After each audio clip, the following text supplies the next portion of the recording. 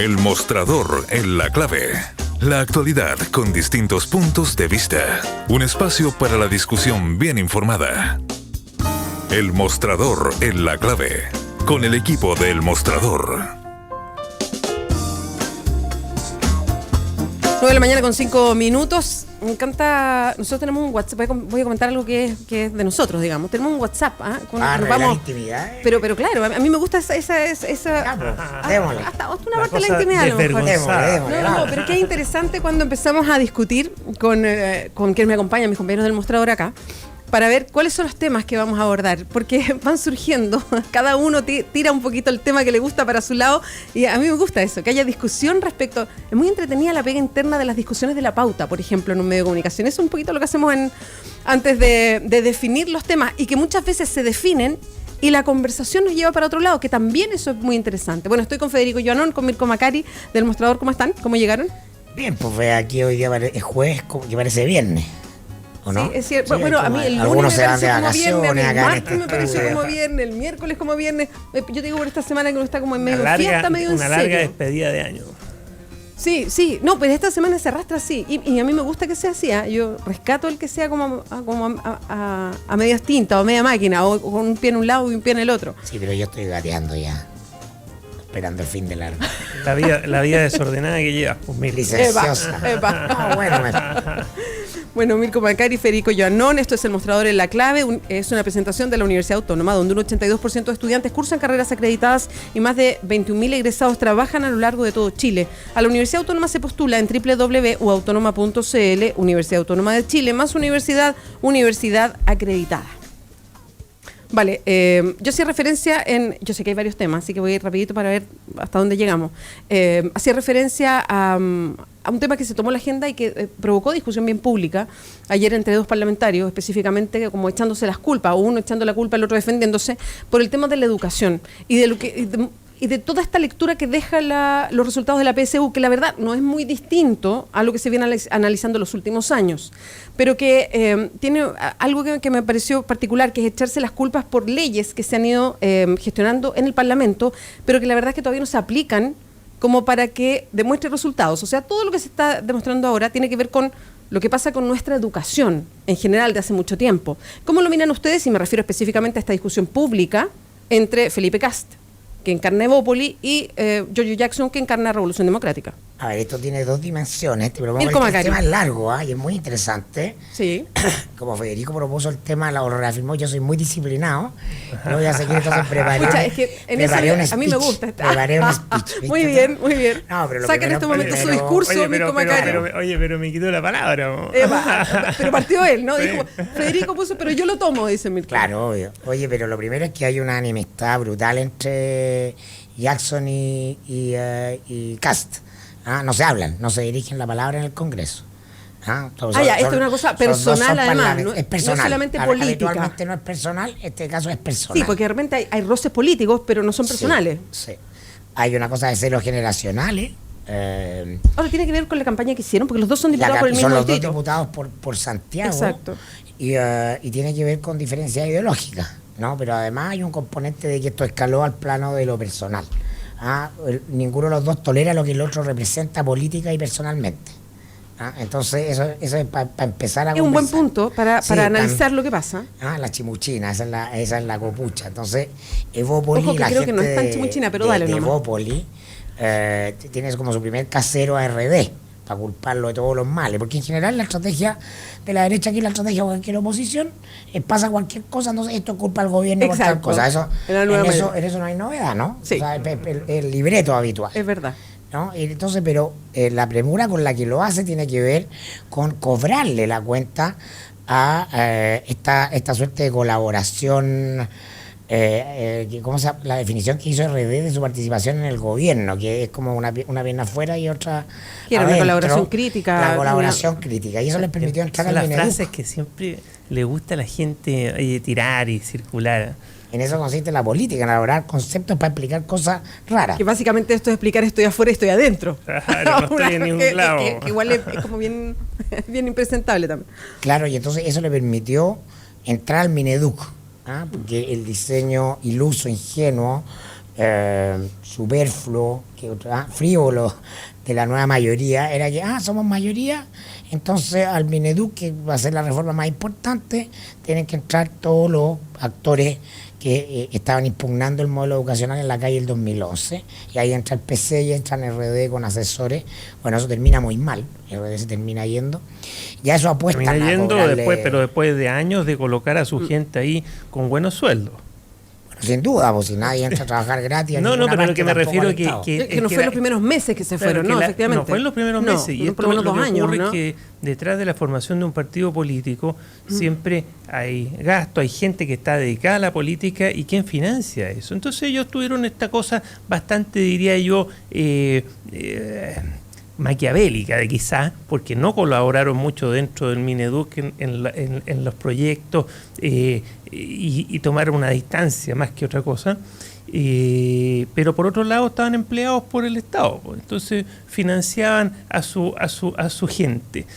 Fue rara ese tema, más allá de que algunos personajes de Revolución Democrática uno les pueden parecer muy interesantes como políticos de la generación que viene, ¿no? Pero ese papel, esa pasada por el Mineduc llama la atención. Pero ¿quién estaba en el Mineduc representando a RD? No estaba cualquiera, estaba Miguel Crispi, ¿no? El ideólogo de RD. Así como Jackson es el hombre público y la cara, Miguel Crispi es el ideólogo, que es hijo de una ex ministra de Bachelet, Crispi Serrano, ¿no? Y entonces él tiene un puente de plata con la Concertación. Entonces allí los vínculos familiares en esto son muy decisivos, y fue el coqueteo inicial que hizo el proyecto de Nueva Mayoría, era meter a RD y al PC para validarse como algo distinto a la Concertación y bajarle los decibeles al movimiento estudiantil, cosa que evidentemente logran. O sea, el movimiento estudiantil se desarticula porque el PC básicamente no genera un movimiento paralelo para no generarle ruido al gobierno, y eso desarticula el movimiento en la calle. Ahora, a mí me interesa más el fondo. Yo creo que efectivamente es bien demagógico lo que plantea Felipe Kast, pero el sustrato, lo interesante es el sustrato o las premisas o los supuestos, ¿no? Que es decir que los liceos emblemáticos están en crisis porque las pruebas estandarizadas, en este caso la PSU, te arroja un peor resultado que años anteriores. Esto te habla patéticamente del subdesarrollo exitoso chileno, ¿no? Felipe Kast es PhD en economía, ¿no? Y por muy renovada que sea la derecha que él quiere representar, en definitiva una derecha hija de la ideología neoliberal. El conjunto de la derecha, toda, fue capturada por el neoliberalismo. El Libertad y Desarrollo se transformó en el Vaticano, y entonces de la derecha y las lógicas económicas que permean la educación, que vienen de organismos internacionales como el Fondo Monetario, como el Banco Mundial, nos lleva a esta visión economicista y reduccionista del proceso educativo, ¿no? Como si estuviéramos midiendo algo importante, ¿no? Es decir, dentro del curso el que se saca un 6 es mejor que el que se saca un 5. Sí. Dentro del colegio el curso que tiene un puntaje A+2 es mejor que el que tiene A+1. Y dentro de los colegios, el que tiene un puntaje más, es más, esto que en educación uno es más que otro. Esa idea ya te habla de la carencia de humanidad y de cómo nos mecanizamos y concebimos la educación como un proceso de formación de capital humano, para decirlo elegantemente, es decir, mano de obra capacitada para el mercado. Y la educación es otra cosa. O sea, los países que lideran en educación, Finlandia, por ejemplo, eliminó el año pasado los ramos. Esta idea de que la gente va a castellano, matemáticas, porque la educación es un proceso más complejo y se trata de desarrollar habilidades, por cierto sensibilidad artística, por cierto reflexión ética, por cierto conciencia del entorno, educación cívica, habilidades musicales, educación cívica, pero se educa desde el ejemplo, no desde la idea de Felipe Kast es la de los niñitos ordenaditos, con corbatita, sentados a las 8:30 de la mañana, anotando lo que dice el profesor y después repitiéndolo para sacarse un 7. Y eso nos tiene en el subdesarrollo. Mira, yo creo que todo lo que tú dices, Mirko, es cierto. Es decir, no puedo dejar de coincidir. Pero mientras estemos en una etapa de transición a ser Finlandia, que nos falta bastante en todo sentido, si es que quisiéramos serlo, es una discusión que también está encima de la mesa, y tenemos que batirnos con lo que hay. Y hay un sistema educativo formal, que a uno le podrá gustar o no, pero existe, que tiene ciertas evaluaciones que son muchas muy malas y hay que mejorarlas, pero sobre todo que tiene ciertos indicativos. Ahí me cargan todas estas cosas los indicadores, pero aquí no puedo dejar de ocuparlo. Sí, ciertos indicadores o indicativos de que está mejor que otro. Más allá del 6 o el 7, más allá del puntaje en la prueba en estricto rigor. Pero hay indicadores que permiten decir, la educación pública está mejor, se ha mejorado, la educación subvencionada está mejor, se ha mejorado, la educación privada. Y en esos indicadores, con los elementos que tenemos, mientras no hayamos hecho una transición a una revolución verdadera en la educación, pero eso nunca ha estado sobre la mesa, aún en Chile. Mientras no esté eso sobre la mesa, lo que está sobre la mesa es mejorar la educación que conocemos. Y la educación que conocemos, que tiene su momento álgido y más brillante en la educación en la época de los gobiernos radicales, ¿cierto? Que es verdad que no era lo masiva que es ahora, pero fue un momento que puede servir de paradigma para efectos de las comparaciones.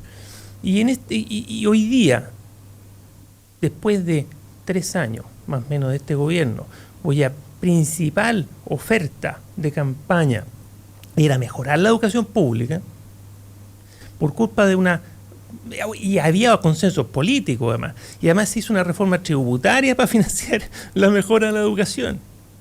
La educación pública está en una rodada cuesta abajo en todo sentido. Si la gente no quiere estar en la educación pública y cada vez que se puede cambiar a una privada o a una subvencionada, se cambia a sus hijos para allá. ¿Por qué? Porque el gobierno prefirió otras reformas antes de abordar la que era principal dentro, cuando uno dice educación pública, está hablando de la educación escolar y preescolar también, ojo. Pero vámonos a lo básico. El colegio.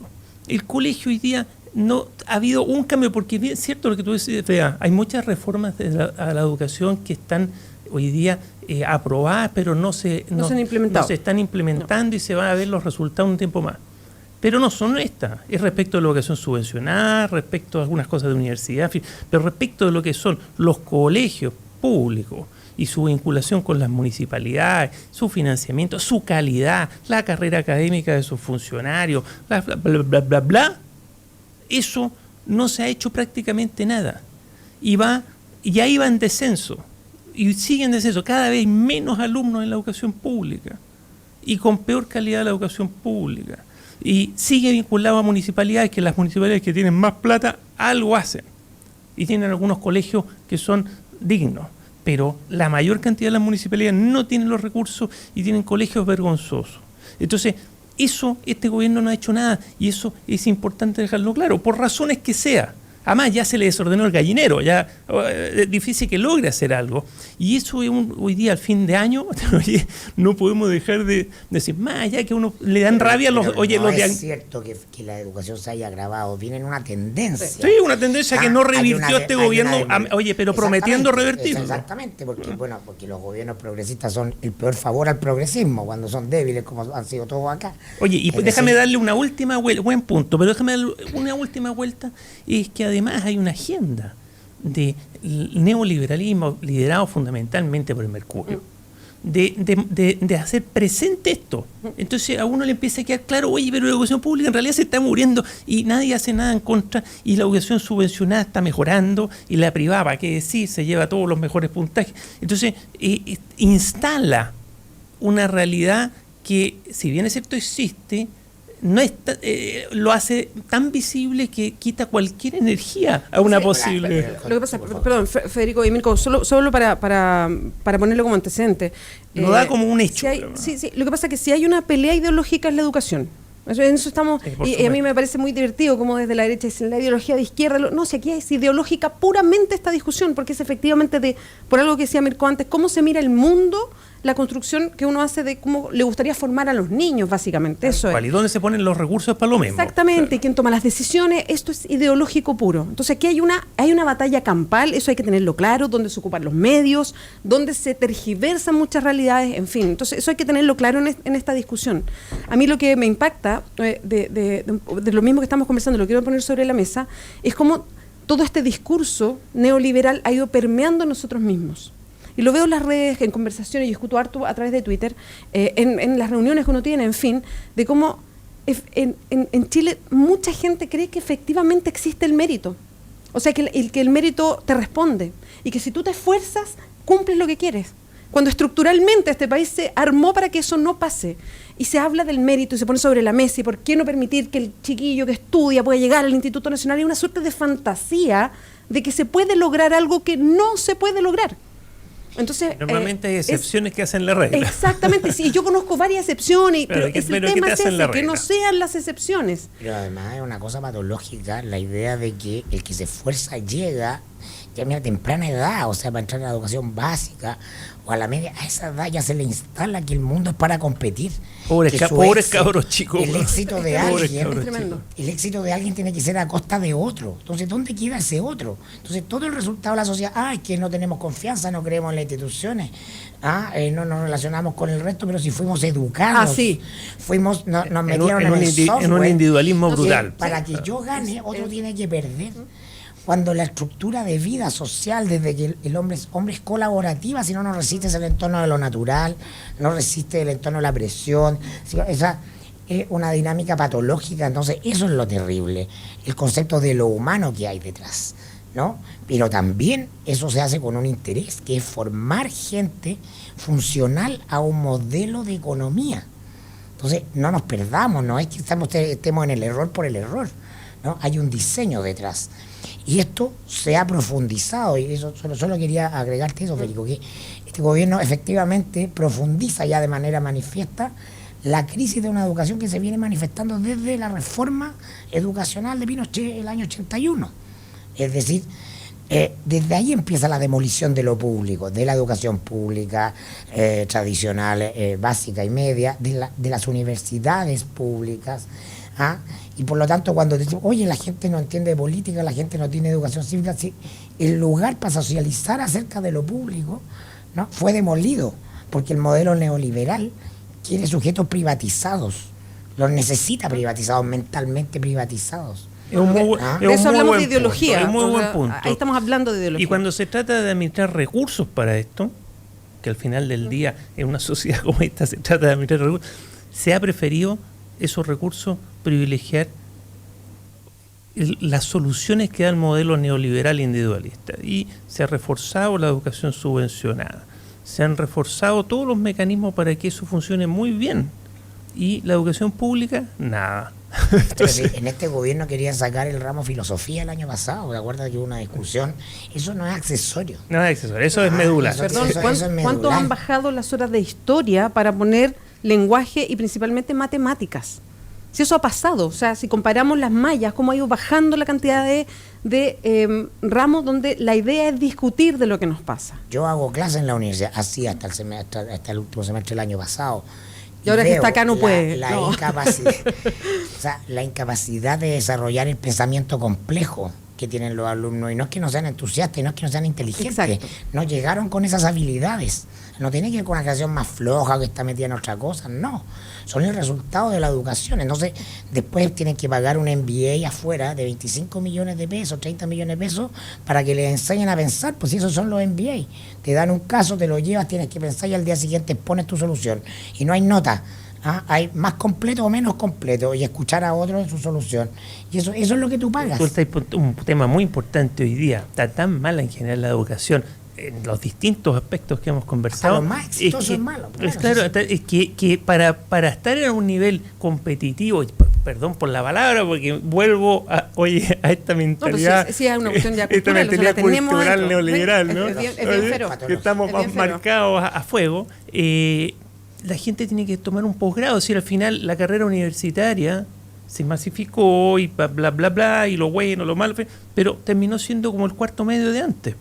Entonces, hoy día la gente para mostrar sobre la mesa que tiene más estudios, que ha sofisticado su educación y que ha complejizado su educación, tiene que ir con máster, con doctorado sobre la mesa. Entonces, en definitiva, ¿y qué hay detrás de eso? Más negocio, porque nada de eso es gratis, ¿no? Y más individualismo. Es re complicado. Mira, ¿para qué decir el famoso NEM? Estos resultados. Significa que el cabro chico, 14 años más o menos se tiene en primero medio, tiene que tener conciencia que le importa ser exitoso en la vida.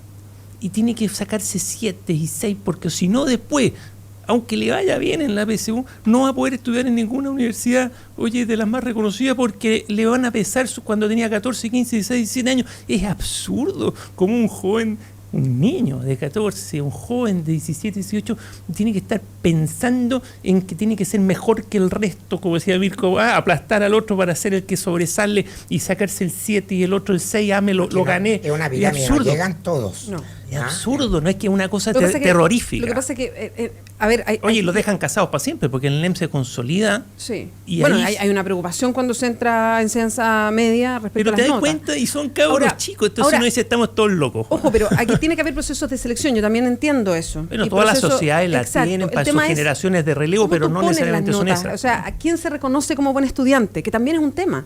Pero está más o menos resuelto en los países que tienen la mejor educación del mundo eso, o sea, es decir, muy tempranamente se detectan las habilidades de cada uno y de acuerdo a esas habilidades van a tener un lugar en la sociedad, exactamente. Así es. ¿No? Entonces, en eso estamos, pero años luz, ¿no? Entonces, el sustrato, el fondo de la conversación, lo no dicho de esta discusión es lo interesante. Es decir, que sigamos midiéndonos y haciendo debate político infructuoso de carácter bizantino, porque en el fondo nos apunta a lo esencial, a lo real. Es para cobrar una pequeña cuenta política en vez de estar diciendo, oye, ahora por favor miremos los ejemplos de qué se trata la educación. Pero oye, cuentas políticas y negocios. No, si estoy de acuerdo no estoy de acuerdo que no va a pasar. Es que hay negocios detrás. Y cuando fracasan las cosas, muchas veces hay intereses económicos detrás. Y por eso es como una de las madres de todas las batallas educacionales. Y se perdió. Ese es el punto que hay que dejar claro hoy día, fin de 2016. O sea, si Felipe Cas no se llamara Cas, no hubiera sido ministro. Si el peso de los apellidos en Chile y en la derecha sobre todo, Pablo Longueira decía, las campañas parlamentarias en la derecha las armamos los matrimonios. Si tienen matrimonio todos los fines de semana, y ahí ven que tienen muchos hijos. Claro, Oye, bueno, pero en resumen, dramático, pero se perdió esta pelea por mejorar la educación. Este gobierno no puede hacer más, no tiene recursos para hacer más, se acabó la plata, se acabó la voluntad política, internamente está cruzado con distintos intereses porque hay muchos intereses económicos. Acuérdate que en la educación subvencionada, que es la que tiene que debilitarse para mejorar la educación pública, si lo ponemos en forma muy, muy brutal, esa educación se fortaleció en vez de la educación pública porque ahí tenían intereses económicos los democracianos, los socialistas, los comunistas, la derecha, para qué decir, en fin, todo. Entonces, el gobierno, cruzado por esos intereses, no fue capaz o no quiso. Y hasta ahí llegamos. Entonces, quizás sea bueno empezar a conversar para la próxima campaña presidencial alguien que sí quiera y pueda. Va a dar lo mismo, porque lo esencial, la palabra clave en esto es la felicidad. La educación es para que los niños sean felices y sean adultos felices. Y cada uno hará su ecuación de cómo se construye eso, que ya es bastante difícil. O sea, déjame ponerlo para salir de lo abstracto. O sea, mi hija en cuarto medio estaba con depresión, no quería ir al colegio. Me dijo, bueno, te hago comunicado, ¿a qué hora quería llegar? Cuando despierte, porque por su edad le costaba levantarse temprano. No quería condicionarla, pero tienes que entrar a las 8:30, 10:30, bien, te firmo, ándate a la hora que queráis. Si da lo mismo el cuarto medio, da lo mismo la nota que te saquís, pasa, termina. No mide nada. No está tu madurez, no está tu comprensión del mundo, no está tu sensibilidad en la NEM. Así es. Además los deja marcados para toda la vida. No, sí, es patas arriba. Bueno, yo creo que le hemos dado harta vuelta a la educación y hemos sido un poco pesimistas y enfáticos. Y yo creo que es que lamentablemente no se puede no ser pesimista. Sí, mira, si al final, escuchando todo esto, es como un resumen de lo que hemos hablado ustedes en el mostrador, en muchas notas, lo que hemos hablado muchas veces acá también en el programa. Porque teníamos muchas ganas que resultara la reforma educacional. Porque es algo muy fundamental para los países. Y había acuerdos políticos primarios. Lo que pasa es que después aparecieron los intereses económicos, las ineptitudes del gobierno, y todos quedó nada. Ponen un economista que viene del Fondo Monetario, imagínate, a cargo de la reforma educacional. De una frivolidad enorme, si como los decía economistas ocurre, tienen que desaparecer de esos ministerios. Pero, ¿verdad? Los Oye, economistas tienen que estar en Hacienda y en Economía y se acabó. siempre con alguien que no sea Se economista acabó. como superior, porque son incapaces de gobernar. Lo que tienen es que manejan bien los recursos, o se supone que los manejan, Que pero es no un pueden factor, gobernar. pero no es lo O esencial. sea que en las grandes corporaciones del mundo, vámonos ahora al mundo privado, pero globalizado, que está tan de moda hablar de eso. En todas las corporaciones, las grandes corporaciones transnacionales, nunca es un economista, ninguno de los grandes cargos, los cargos más importantes son economistas. Generalmente son filósofos, antropólogos, psicólogos, literatos. Buscan gente con una formación más integral, La complejidad, más compleja. comprender la Bueno, complejidad y del también mundo. todas estas grandes empresas en el mundo tienen dentro de sus personas pensantes a mucha gente del lado humanista, no son puros expertos en número porque Y tienen son los que jefes ver con normalmente esta los del lado discusión que se humanista. da. Ahora, a propósito de esta conversación... En Chile los cantantes del municipal piden plata en la calle, pues. ¿De qué estamos hablando? Exacto. Es el nivel de la cultura y Bueno, de la es el nivel de educación. la valoración La de gente lo más que- culta, un Exacto. cantante de ópera del municipal pide plata en la calle en una esquina. No, y lo peor es que la educación no se hace cargo de que la cultura no es, voy a ver una ópera y no tiene que ver la cultura con eso, tiene que ver con el acceso a otras cosas, a abrir la cabeza, a soñar, a pensar en otras Estímulos, situaciones. experiencias. Exactamente, y nunca se plantea así. No sé, si a mí lo que me queda como... Complejidad de que la es realidad. un poco con depresión después de todo lo que hemos conversado es que mirándolo ex post, o sea, desde que partió todo esto, que a mí me hacía mucho sentido, varias de las reformas cómo se planteaban y cómo se querían encarar, que la verdad es que si en ese momento mirábamos efectivamente cómo estaban las cartas acá, o sea, quién se iba a hacer cargo del ministerio, quiénes iban a estar ahí, qué pasaba con una discusión que es de base tan ideológica, dónde están todos los intereses, qué se pensaba en el fondo, o sea, desde antes podríamos haber dicho, esto no va a resultar. A No va menos a que se resultar hubiera por lo que hay. transparentado todo y faltó transparencia. Entonces pasa- al final nos fuimos dando pero cuenta de los intereses espurios, oye, Pero sobre Federico, la marcha. acá hay un tema muy de fondo que tiene que ver con lo que decía Mirko, que es la ideología que está detrás de las decisiones que tú tomas. Y aquí, y yo creo que tú ahí diste en el clavo, la tercera, pero principalmente el Mercurio, llevaron una línea de trabajo desde que partió la reforma educacional, pero fue incesante. Era Para cosa de verla, demolerla para y fortalecer demoler la educación idea. subvencionada. Exactamente, pero de verdad, o sea, es cosa de hacer como un registro. ¿Y cuánto de eso efectivamente golpea Pero- todo lo demás? Ellos hacen su pega. Ellos Ellos el son órgano, neoliberales. ellos son el órgano de... No sé si su pega, porque a mí me o sea, encantaría su que lo pega, hicieran porque para en un eso son debate, los- un debate para- editorial y no en el a ver, titular. no nos perdamos. O sea, ese es el rol orgánico del Mercurio, expresar, ¿no? a la derecha social y económica. Y el Mercurio es un actor decisivo en la construcción del modelo económico. En los años 60, Agustín Edwards, a todos los economistas que fueron a Chicago, los juntó en el Consejo de Redacción del Mercurio. De ahí salió el ladrillo, estaba pensado desde mucho antes. Y desde ahí se defendió después el modelo económico. Y entendieron que el modelo iba mucho más allá de Pinochet. Y de hecho el Mercurio fue clave para respaldar la idea de que el gobierno militar hacía una reforma política, jurídica y económica más allá de la figura de Pinochet. Y ese es un éxito de ellos, sin lugar a dudas. Sí, ellos tenemos que dejarlo hasta aquí. Bueno, Estábamos muy entusiasmados, pero lamentablemente. tenemos que dejarlo hasta aquí. Nos vamos a volver a juntar mañana. ¿Van a venir los dos mañana? ¿O El Mira, mostrador uno de en- los dos se va de vacaciones. Ay, se van de Uno de vacaciones? los dos se va de Adivina, vacaciones. adivina quién, eso es lo que Todavía- quiere decir Mirko, adivina quién. ¿Te vas de vacaciones? No, No, no. pues, yo no, pues si yo está. Yo no, pues. Ah, Me no, toca, yo también pensé- me toca a veces, ¿no? Federico, ¿te vas de vacaciones así como? No, me o voy, solo por me- unos me días voy de año una nuevo. semana. Ah, ya. Así que Iván y Mirko tendrán el honor de, Vamos a ver ser todos los días, hacer el Mirko. mostrador en la clave aquí. No voy a junto tener que ti. preguntar quién viene, ya sé quién viene. Y además, Federico. mañana además Iván parece que también los va a acompañar desde Buenos Aires. Sí, el otro día funcionó perfecto, se escuchaba muy bien, estaba con pijama, no lo veíamos. Habló. Claro, Así que- está claro Oye, quién es oye. el único que trabaja en el mostrador. Federico Llanón, Mirko Macari, muchas gracias por acompañarnos hoy día. Nos vemos. Chao. Es la presentación del mostrador en la clave, es una presentación de la Universidad Autónoma, donde un 82% de estudiantes cursan carreras acreditadas y más de 21.000 egresados trabajan a lo largo de todo Chile. A la Universidad Autónoma se postula en www.uautonoma.cl. Universidad Autónoma de Chile más universidad acreditada. Pausa, volvemos.